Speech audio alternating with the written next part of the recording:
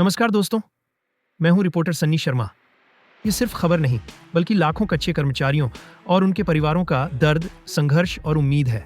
अगर आप पहली बार देख रहे हैं, तो चैनल को सब्सक्राइब कर लीजिए, क्योंकि यहाँ मिलती है संविदा कर्मचारियों की असली आवाज़ और हर अपडेट सबसे पहले।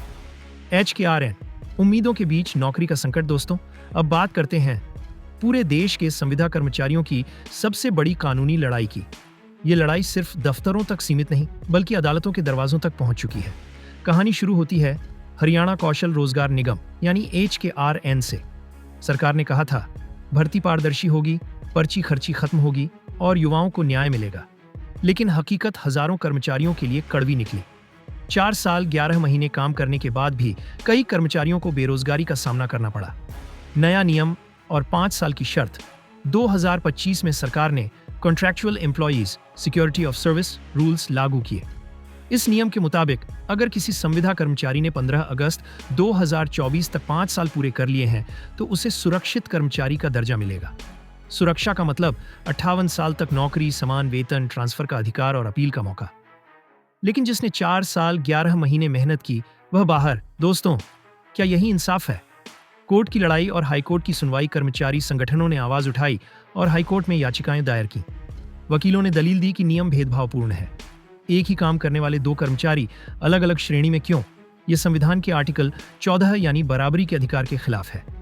सरकार का जवाब था, HKRN सिर्फ स्टॉप गैप अरेंजमेंट है। लेकिन सवाल यह है, अगर सालों तक रेगुलर भर्ती नहीं होगी, तो कर्मचारी क्या करें? हाईकोर्ट के बाहर माहौल भी गर्म था। हजारों कर्मचारी हाथों में तख्तियां लिए खड़े थे, आंखों में आंसू और नारे बस एक ही, नौकरी दो, इंसाफ दो। हाईकोर्ट ने कुछ टर्मिनेशन ऑर्डर पर अस्थायी स्टे दे दिया। कर्मचारियों को थोड़ी राहत मिली, लेकिन लड़ाई अभी खत्म नहीं हुई। सुप्रीम कोर्ट और राष्ट्रीय स्तर की लड़ाई। इसके बाद मामला सुप्रीम कोर्ट पहुंचा।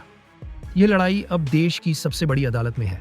वकीलों ने फिर वही सवाल उठाए, समान काम का समान वेतन क्यों नहीं? 5 साल से कम सेवा वालों का क्या कसूर है?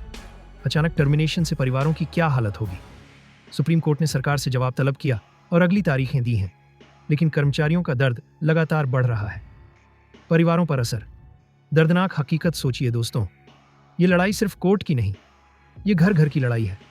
जहां पिता की नौकरी गई, वहां बच्चों की पढ़ाई अटकी। जहां माँ की नौकरी गई, वहां दवा नहीं मिल सकी। जहां बहन की नौकरी गई, वहां शादी रुक गई। ये आंसू सिर्फ आंसू नहीं है, ये सिस्टम की नाकामी और न्याय की कमी का प्रतीक है। महिला संविदा कर्मचारियों की मुश्किलें। महिला संविदा कर्मचारियों की हालत और भी कठिन है। न उन्हें मैटरनिटी लीव मिलती है, न सुरक्षा। अगर नौकरी चली गई, तो उनका आत्मसम्मान और भविष्य दोनों खतरे में। आगे की राह और आपकी भूमिका। अब सवाल यही है, क्या सुप्रीम कोर्ट संविदा कर्मचारियों को इंसाफ दिलाएगा? क्या सरकार 5 साल की शर्त बदलने पर मजबूर होगी? या फिर यह लड़ाई और लंबी चलेगी? दोस्तों, अगर आप भी संविदा कर्मचारी हैं या आपके परिवार में कोई है, तो यह वीडियो आपकी आवाज़ है। चैनल को सब्सक्राइब करें, वीडियो को शेयर करें, कमेंट में अपनी कहानी लिखें, ताकि हम इसे सरकार और कोर्ट तक पहुंचाएं।